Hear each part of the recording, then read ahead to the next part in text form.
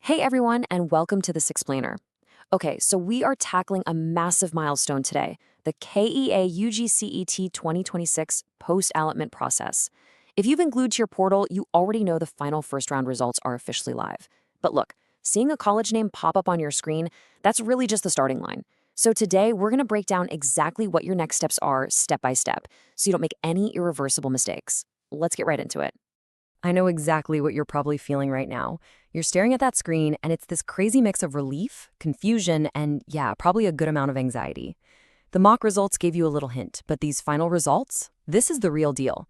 You might be absolutely thrilled, or maybe you're sitting there wondering why you missed out on your dream college. But seriously, don't worry. The whole system is actually built with multiple pathways, and we're going to guide you through your exact next moves so you can navigate all this with total confidence. Okay, let's dive into this. But real quick, make sure you subscribe to my channel for more information in this video and, honestly, way beyond it. You definitely do not want to miss our future explainers, especially because we're going to cover when the highly anticipated medical seat matrix finally drops. That is going to completely shake up the entire counseling process. So hit that subscribe button and let's get going. Here's our agenda for today. 1. First round status and deadlines. 2. Choice 1, satisfied and done. 3. Choice 2, hold and upgrade. 4. Choice 3, reject and proceed. 5. Choice 4, exit the counseling. And finally, 6. Crucial warnings and pro tips. Section 1, first round status and deadlines. Let's look at the current situation. You know what's really interesting about our current status? It's actually what's missing. Yes, the final first round results are out, and nearly 100,000 core engineering, veterinary, and agriculture seats have already been allotted. But if you are a medical aspirant, your seats aren't even in the mix yet. Medical, dental, and AIUS counseling hasn't started purely because the seat matrix hasn't been added. Oh, and also, unlike in previous years, special category seats, well, except for sports, have already been converted and allotted right here in this very first round. Which brings us to the most critical constraint of all, the timeline. KEA is giving you a roughly 10-day window from when results were published to just, think things over. You have time to sit down and discuss everything with your family, but listen closely. You absolutely must lock in your final choice by 5:30 p.m. on July 24th, 2026. Do not wait until 5:29 p.m. to do this. Seriously, circle this date in bright red on your calendar. Section 2. Choice 1. Satisfied and done. For those of you who are 100% happy with your seat. Okay, so if you were aiming for a specific top college, put it as your absolute first option, and the system actually gave it to you, huge congratulations. You are 100% happy. You're going to select choice 1. Now, this literally means you are done. You will not participate in any further rounds. You'll just log in, download the challan, pay your fees online, and grab your seat confirmation slip. Then, and you have to do this before the 24th, you must physically report to the college. They're going to match your face to your application photo, generate an admission order, and take your original documents. Boom, you're officially done. Moving on to Section 3. Choice 2. Hold and upgrade. Choice 2 acts as this brilliant safety net. Selecting this means you are basically telling Kia, hey, I like this seat and I want to hold on to it so I don't lose it, but I kind of want to see if I can get something even better in round 2. It's the best of both worlds. You secure exactly what you have right now while keeping the door wide open for an upgrade. So let's say you entered 100 options, right? And you were allotted your 28th choice. If you pick choice 2, options 29 through 100 are just permanently deleted from your account. You hold on to choice 2, and you get to compete for choices 1 through 27 in the next round. But you really need to remember this rule.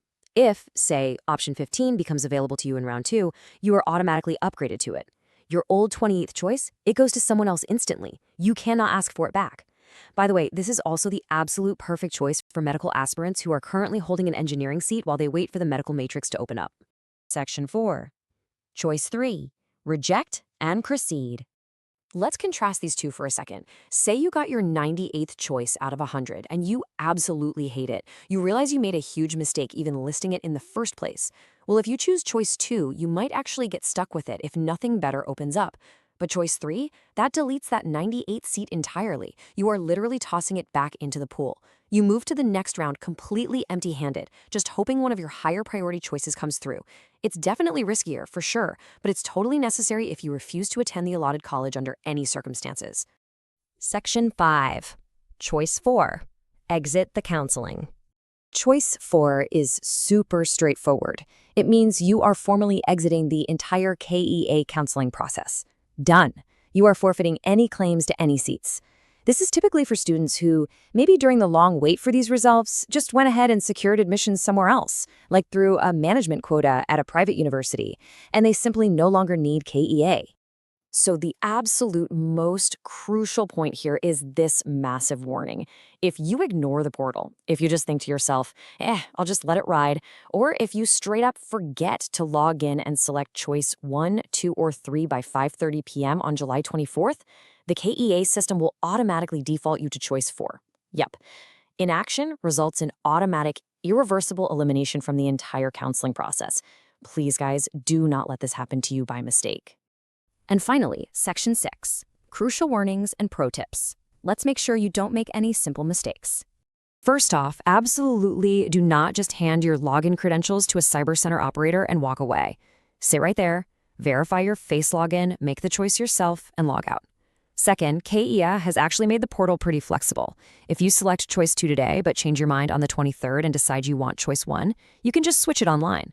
However, and this is a big however, once you pay that massive fee for choice 1, that flexibility ends. Reversing a paid choice 1 requires you to physically travel all the way to the KEA office in Bangalore, pay penalties, and undergo the super tedious manual cancellation process. So really think it through before you pay.